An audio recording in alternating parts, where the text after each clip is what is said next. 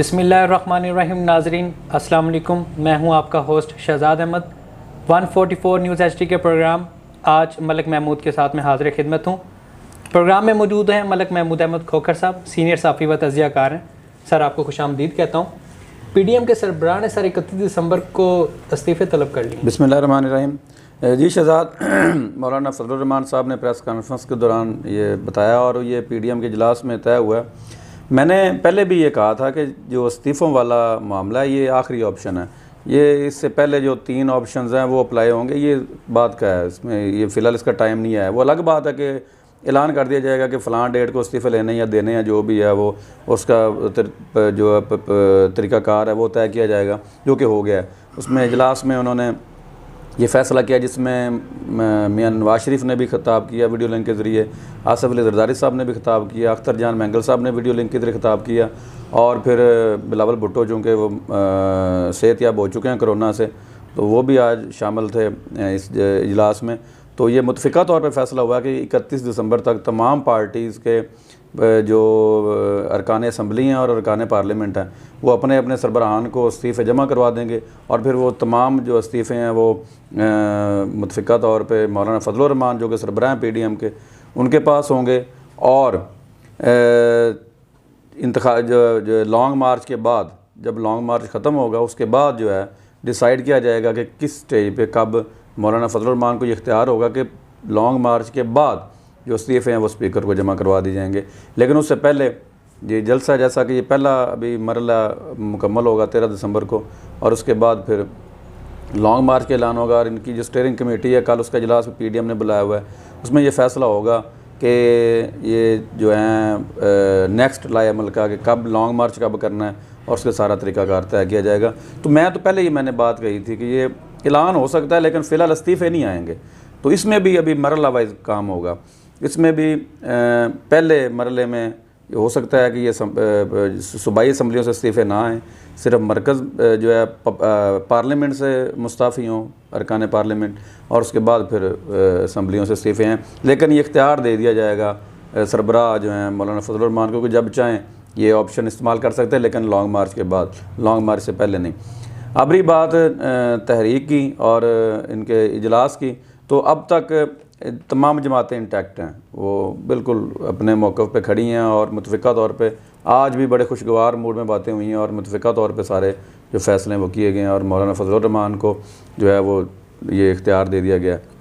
अगली इंपॉर्टेंट बात ये है कि 2014 में पीटीआई ने भी इस्तीफ़े दिए थे, लेकिन बाद में डायलॉग हुए और वो फिर इस्तीफ़े वापस हो गया। बड़े महीनों तक वो इस्तीफ़े पड़े रहे स्पीकर कौमी असम्बली के पास। इसमें जो आइनी चीज़ है वो बड़ी इंपॉर्टेंट है, वो ये है कि जब कोई भी मेंबर इस्तीफ़ा देता है तो एक ये भी एक है, अगर स्पीकर चाहे इसमें रुकावट डालना या डिले करना इस्तीफ़े को मंजूर करने में, तो एक ये चीज़ ऑप्शन होता है कि जो मुस्ताफ़ी होने वाला शख्स है या इस्तीफ़ा देने वाला शख्स है, मेंबर है, वो खुद आके पेश हो स्पीकर के सामने, और वो आके बताए जी कि हाँ जी मैंने इस्तीफ़ा दे दिया और मेरा इस्तीफ़ा कबूल किया जाए। तो उसके बाद जो है वो स्पीकर इस्तीफ़ा जो कबूल करता है। तो भी काफ़ी चीज़ें आगे आएंगी और हैं कि इस्तीफ़े देने के बाद क्या स्पीकर और इस्तीफ़े को कबूल भी करते हैं या नहीं करते, ये चीज़ें आगे आएंगी। लेकिन मौलाना साहब ने ये वाज़ेह कर दिया कि हम इस्तीफ़े जब दे देंगे तो फिर वापस नहीं लेंगे, क्योंकि 2014 में पीटीआई ने इस्तीफ़े वापस ले लिए थे और फिर दोबारा वो हिस्सा बन गए थे पार्लियामेंट का, और फिर 5 साल पूरे किए। तो वो खैर उन्होंने कहा कि अब इस पे हम कंप्रोमाइज़ नहीं करेंगे, जब दे दिए तो फिर दे दिए, फिर हम स्टेप बैक नहीं करेंगे इसमें। तो इमरान खान ने भी कहा कि एनआरओ और के अलावा हुकूमत जो है अपोजिशन के साथ बात करने के लिए तैयार है, और साथ साथ उन्होंने ये भी कहा कि अगर हुकूमत जो अपोजिशन के लोग हैं अगर वो इस्तीफ़ा दे देते हैं तो फिर हम जो है वो ज़िमनी इलेक्शन की तरफ जाएंगे। कैसे देखते हैं? पहली बात तो ये है कि एनआरओ के अलावा बात पीछे रह क्या जाती है। एनआरओ इसको नाम दे लें या जो भी इसको नाम दे लें, डायलॉग जब भी होते हैं उसमें गिव एंड टेक होता है, कुछ ले कुछ दे की पोजीशन पे हमेशा डायलॉग होते हैं बिटवीन गवर्नमेंट एंड अपोजिशन। तो उसको आप एनआरओ का नाम दे लें या डायलॉग का नाम दे लें या जो भी उसको नाम दे लें, पहली बात तो ये है कि जब आपने एक चीज़ को नाम ही एनआरओ का दे दिया तो फिर बात ही ख़त्म होगी। दूसरी बात ये है कि आपको तो उन्होंने वैसे ही इररेलेवेंट कर दिया है अपोजिशन ने, खान साहब को तो उन्होंने इररेलेवेंट कर दिया है। वो तो कहते हैं जी कि आप तो सिर्फ कठपुतली हैं, हम उनके साथ डायलॉग करेंगे जो आपको लेके आए हैं, तो वो स्टैब्लिशमेंट है, वो ज़ाहिर स्टैब्लिशमेंट से डायलॉग करेंगे। आप मतलब आपको तो मानने को तैयार नहीं है, आपको ना वो प्राइम मिनिस्टर मानने को तैयार है, ना आपको वो ये मानने को तैयार है कि आपके पास कोई इख्तियार है। वो तो ये कह रहे हैं कि हम बात उन्हीं से करेंगे जो आपको लेके आए हैं।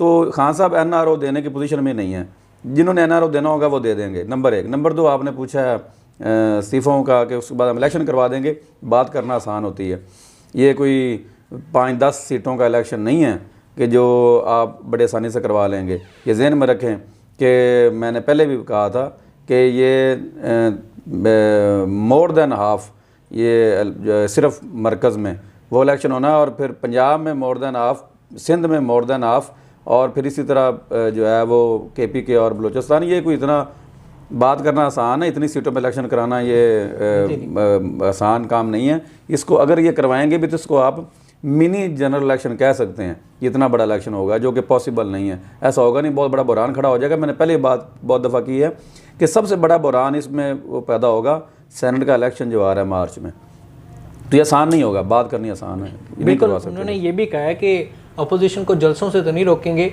लेकिन अपोजिशन का जो जलसों का सामान मुहैया करने वालों के खिलाफ FIR होगी। ये तो वैसी बात है, कोई बंदा था वो आया गाने के लिए, तो उसको बेचारे को गाना नहीं था आता, तो जो इंतज़ामिया थी वो आके उसके इर्द गिर्द खड़े हो गया, बेचारा डर गया। वो जो गायक था, तो बंदों ने कहा कि आपको कुछ नहीं कहना, हम तो उनको ढूंढ रहे हैं जो आपको लेके आए हैं। तो ये बात ऐसी है। इसमें पहली बात तो ये है कि मुल्तान वाले जलसे से काफ़ी कुछ सीखा है गवर्नमेंट ने। रुकावटें, पकड़ दकड़, क्रैकडाउन और सब कुछ करने के बाद भी वो जलसा रुकवा नहीं सके। तो मैं पहले भी कई दफ़ा कह चुका हूँ कि मुल्तान में वो पोजीशन नहीं थी, वो लाहौर में है PDM के पास, तो वो नहीं रुकवा सके। तो ये गवर्नमेंट को पता है अच्छी तरह कि हम जलसा तो रुकवा सकते हैं नहीं किसी भी सूरत। तो अब फिर वो यही होगा कि वो जो जलसा करवाने वाले हैं या जलसे के बाद जो है जो भी लोग, वो ज़ाहिर है वो ये टैक्टिस होते हैं गवर्नमेंट के पास, वो पर्चे काटेंगे, लेकिन उसका कोई फ़ायदा नहीं होता। रही बात रुकावटें, तो रुकावटें तो गवर्नमेंट खड़ी करेगी, वो अलग बात है, डायरेक्टली या इनडायरेक्टली रुकावटें तो खड़ी करेगी। लेकिन हो सकता है कि उस तरह का वो क्रैकडाउन ना करें जो मुल्तान में हुआ है या जो माजी में हुआ है, लेकिन रुकावटें तो बहरहाल खड़ी की जाएंगी। और जलसा ये बड़ा, मैं समझता हूँ अगर इस पर जो प्राइम मिनिस्टर साहब बयान दे रहे हैं, अगर इस पर वो अमल कर लेते हैं ना, तो ये गवर्नमेंट के लिए अच्छा होगा। उसकी वजह ये है कि अगर जब भी आप अवाम के रस्तों में रुकावटें खड़ी करते हैं और अवाम जब परेशानी का शिकार होते हैं, एक तो महंगाई के सताए हुए हैं, बेरोज़गारी के सताए हुए हैं, परेशान हाल हैं, ऊपर से आप उनके रास्ते बंद कर देंगे, मार कुटाई करेंगे, पकड़ दकड़ करेंगे, वो और गुस्से का शिकार होते हैं, वो और गवर्नमेंट के ख़िलाफ़ हो जाते हैं। तो इस वजह से ये गवर्नमेंट की अच्छी पॉलिसी होगी अगर इस पर अमल हुआ तो। अगर अवाम को नहीं रोकते, कोई रुकावट खड़ी नहीं करते और जलसे में करने जाने की गैर मशरूत और वो इजाज़त दे देते हैं बगैर किसी रुकावट के, तो मैं समझता हूँ गवर्नमेंट के हक़ में होगा। कम अज़ कम अवाम जो है वो इस चीज़ पे तो इनको गाली नहीं देगी, बाकी चीज़ें अपनी जगह पे हैं, महंगाई और बेरोज़गारी और दीगर चीज़ें जो हैं, लेकिन इस पर बशर्ते कि अमल हो। और आखिर में जो कोरोना से बढ़ते हुए मरीज़ और जो इसकी शरह जो है वो बढ़ती जा रही है, अवाम को क्या पैगाम देना चाहेंगे?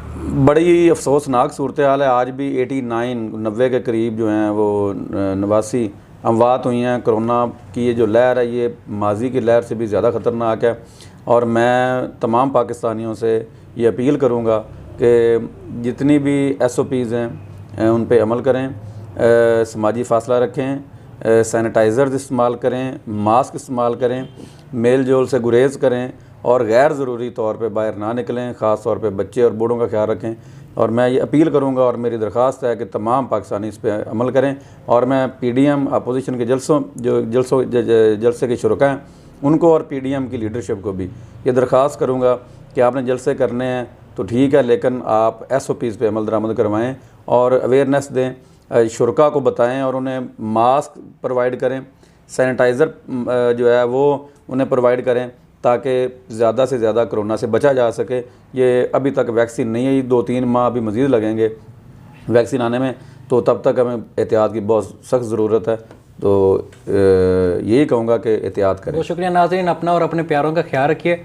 आज के लिए इतना ही, इजाज़त चाहता हूँ। अल्लाह हाफ़िज़।